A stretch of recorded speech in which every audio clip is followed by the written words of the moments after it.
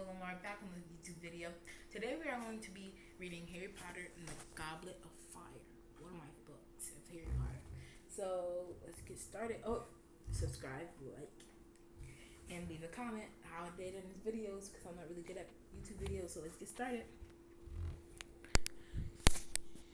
The Riddle House. Focus. Okay. The village. Okay, we're good here.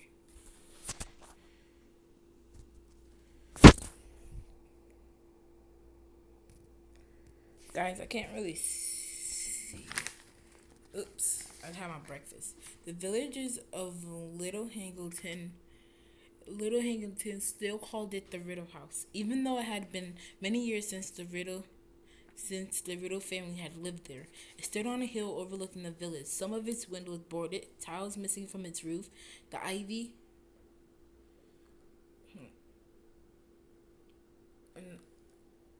spread it unchecked over its face.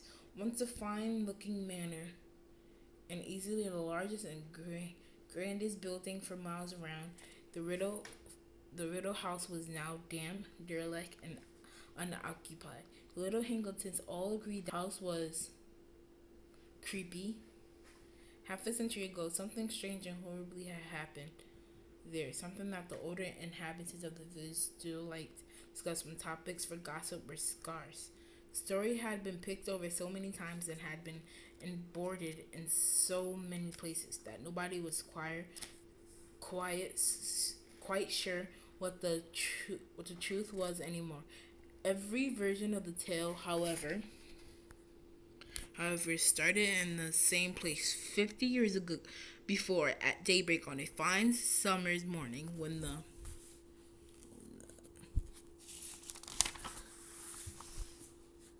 Riddle House had still been well kept and impressive. A maid had entered the drawing room to find all three riddles dead. The maid had run screaming down the hill into the village and roused as many people as she could. Lying there with their eyes wide open, cold as ice, still in their dinner things, the police were summoned, and the whole of Little Ingleton had slept with shocked curiosity and ill disguised excitement. Nobody wasted their breath pretending to feel very sad about the riddles, for they had been most unpopular. Elderly Mr. and Mrs. Riddle had been rich, snobbish, and rude, and their grown-up son, Tom, had been, if anything, worse. All the villagers cared about was the identity of their murderer. For plainly, three apparently healthy people did not all drop dead of natural causes on the same night. The hanged man, the village pub, did a roaring trade that night. The whole village seemed to have turned out to discuss the murders. They were rewarded for leaving their firesides when the riddles cook arrived dramatically on the mist and announced to the suddenly silent pub that a man called Frank Bright had just been arrested. Frank cried for people. Never. Frank Bryce was a Riddle's gardener. He lived alone in a rundown cottage on the grounds of the Riddle House. Frank had come back from the war with a very stiff leg and a great dislike of crowds and loud noises, and had been working for the Riddles ever since. There was a rush to buy the cooked drinks and hear more details. Always thought he was odd, she told the eagerly listening village daggers after her fourth sherry, unfriendly, like I'm sure if I've offered him a cuppa once, I've offered it 100 times. Never want to mix, he didn't. Oh, now, said a woman at the bar. He had a hard war, Frank. He likes the quiet life. That's no reason to. Who else had the key to the back door then? Barked the cook.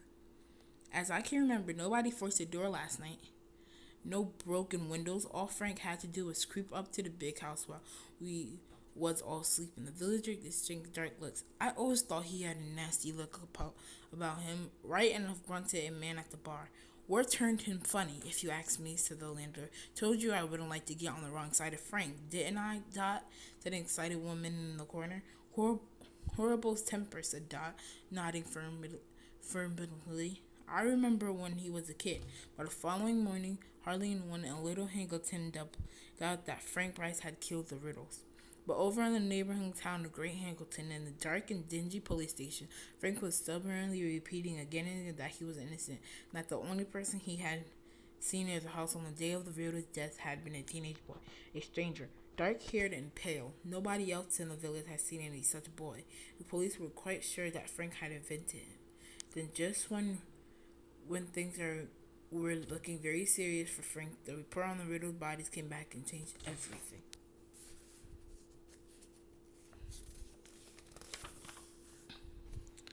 The police had never read an odder report. A team of doctors had examined the bodies and had concluded that none of the Riddles had been poisoned, stabbed, shot, strangled, suffocated, or, as far as they could tell, harmed at all. In fact, the report continued, far as they could tell, harmed at all. In fact, the report continued, the Riddles all appeared in a tone of unspeakable bewilderment. The Riddles all appeared to be in perfect health, apart from the fact that they were all dead. The doctors didn't know, as though determined to find something wrong with the bodies. Thus, each of the Riddles had a look of terror upon his or her face. But as the frustrated police said, whoever heard of 3 people being frightened to death? As there was no proof that the Riddles had been murdered at all, the police were forced to let Frank go. The Riddles were buried in the Little Hangleton churchyard, and their graves remained objects of curiosity for a while. To everyone's surprise, and in a cloud of suspicion, Frank Bryce returned to his cottage on the grounds of the Riddle house. So far as I'm concerned, he killed them, and I don't care what the police say, said Dot and the hanged man. If he had any decency, he'll leave here, knowing as how we knows he did it. But Frank did not leave. He stayed to tend the garden for the next family who lived in the Riddle house. Then the next for neither family stayed long. Perhaps it was partly about the Frank that the new owners said there was a nasty feeling about the place, which in the absence of inhabitants started to fall into despair. The wealthy man who owned the Riddle house these days neither lived there nor put it into any use. They said in the village that he kept it for tax reasons, so nobody was very clear what these might be. The wealthy owner continued to pay Frank to do the gardening. However, Frank was nearing his 77th birthday now. Very deaf, his bad legs stiffer than ever, but could be seen pottering around the flower beds in fine weather, even though the weeds were starting to creep up on him, try as he might to suppress them. Weeds were not the only thing Frank had to contend with. Either boys from the village made a habit of throwing stones through the windows of the Riddle house. They rode their bicycles through the over the lawns Frank worked so hard to keep smooth. Once or twice, they broke into the old house for a dare. They knew that old Frank's devotion to the house and grounds amounted almost to an obsession, and it amused them to see him limping across the garden, brandishing his stick and yelling croakily at them. Frank, for his part, believed the boys tormented him because they, like their parents and grandparents, thought him a murderer. So when Frank awoke one night in August and saw something very odd about the old house, he merely assumed that the boys had gone one step further in their attempt to punish him. It was Frank's bad leg that woke him. It was paining like worse than ever in his old age. He got up and limped downstairs into the kitchen with the idea of refilling his hot water bottle to ease his stiffness in his knee.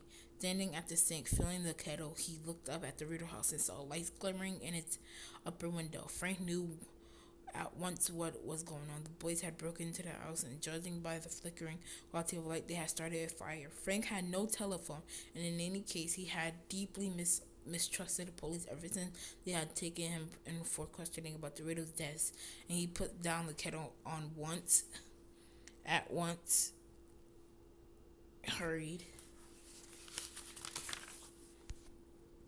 back upstairs as fast as his bad leg would allow. So and was soon back in his kitchen, fully dressed and removing a tough, rusty old key from its hook by the door. He picked up his stick, which was propped against the wall, and set off into the night. The front door of the Riddle house bore no sign of being forced, nor did any of the windows. Frank limped around to the back of the house until he reached a door almost completely hidden by ivy, took out the old key, put it into the lock, and opened the door noiselessly. He let himself into the cavernous kitchen. Frank had not entered it for many years. Nevertheless, although it was very dark, he remembered where the door into the hall was, and he groped his way toward it, his nostrils full of the smell of decay, ears pricked for any sound of footsteps or voices from overhead. He reached the hall, which was a little lighter owing to the large mullioned windows on either side of the front door, and started to climb the stairs, blessing the dust that lay thick upon the stone, because it muffled the sound of his feet and stick. On the landing, Frank turned right and saw at once where the intruders were. At the very end of the passage, the door stood ajar. Flickering light shone through the gap, casting a long silver of gold across the black floor. Frank edged closer and closer, grasping his walking stick firmly. Several feet from the entrance, he was able to see a narrow slice of the room beyond. The fire he now saw had been lit in the grate.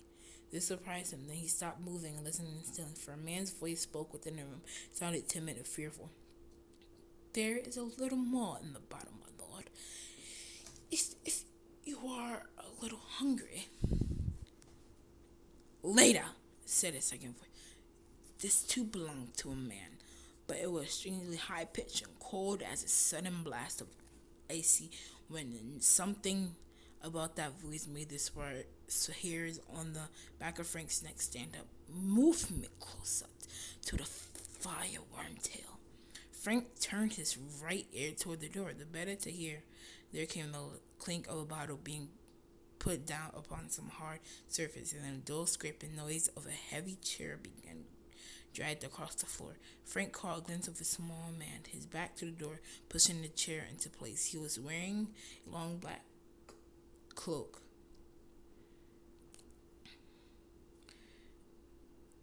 He's wearing a long black cloak.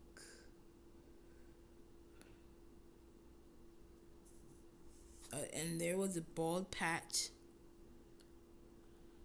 Sorry, guys. The bald patch at the back of his head. Then he went out of sight again. Where is Nagini?" said the cold voice. I don't know, my lord," said the first voice nervously. She set out to explore the house, I think. "You will milk her before we retire, Wormtail," said the second voice. "I will need feeding in the night. The journey had tired me greatly." Brow furrowed, Frank inclined his good ear still closer to the door, listening very hard. There was a pause, and then the man called Wormtail spoke again. "My lord, may I ask how long are we going to stay here?" "A week," said the cold voice. "Perhaps longer. The place is moderately comfortable, and the plane cannot proceed yet. It would be foolish to act before the Quidditch World Cup is over." Frank inserted a gnawed finger into his ear and rotated it, allowing no doubt to build up with earwax. He had heard the word Quidditch, which was not a word at all. The Quidditch World Cup, my lord.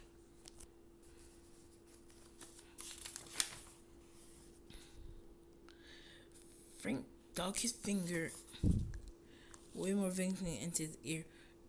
"Forgive me, but I do not understand. Why should we wait until the World Cup is over?" "Because, fool, at this moment wizards are pouring into the country from all over the world. Every meddler from the Ministry of Magic will be on duty, on the watch for signs of unusual activity, checking and double-checking identities. They will be obsessed with security. Let the muggles notice anything. So we wait." Frank stepped, trying to clear out his ear. He had definitely heard the words Ministry of Magic, Wizards, and Muggles. Plainly, each of these expressions meant something secret, and Frank could think of only two sorts of people who would speak in called spies and criminals. Frank tightened his hold on his walking stick once more and listened more closely still. Your lordship is still determined then, Wormtail said coldly. Certainly, I am determined, Wormtail.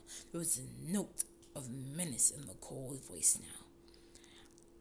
A slight pause followed, and the Wormtail spoke, the words tumbling from him in a roof, as though he was forcing himself to say this before he lost his nerve. It could be done without Harry Potter, my lord. Another pause, more protected, and then, without Harry Potter, breathed the second voice softly. I see. My lord, I do not say this out of concern for the boy, said Wormtail, his voice rising quickly. The boy is nothing to me. Nothing at all. It's mostly that if we were used to another witch or any wizard, the thing could be done so much more quickly. If you like me to leave you for a short while, you know that I can disguise myself most effectively. I could be back here in as little as 2 days with this suitable person.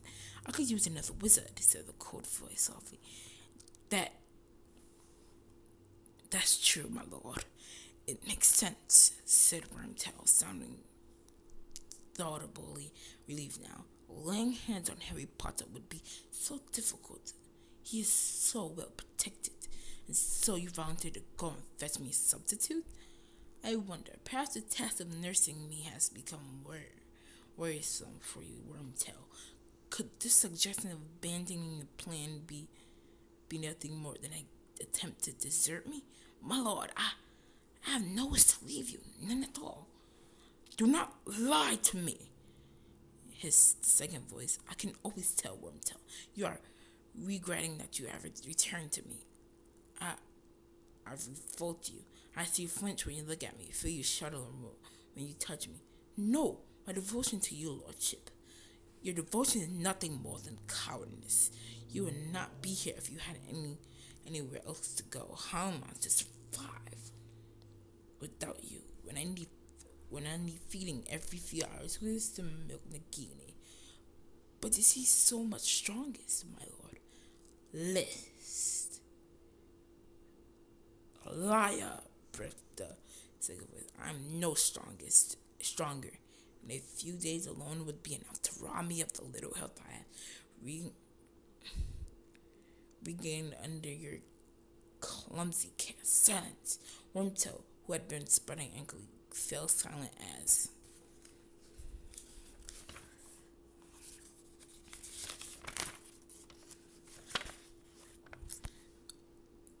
okay, guys, that was chapter 1, and we are not actually done with chapter 1, but we're gonna do a part 2. Well, if you want me to do a part 2, give me 20 likes, I guess. I don't really care how many likes, because I need to just like, subscribe, and this is gonna be a series of reading this whole book. See how big the book is. See how much. It's gonna be a series. Part 1, part 2, part 3, part 4, part 5. I actually don't know how many parts there are, but like and subscribe. Bye.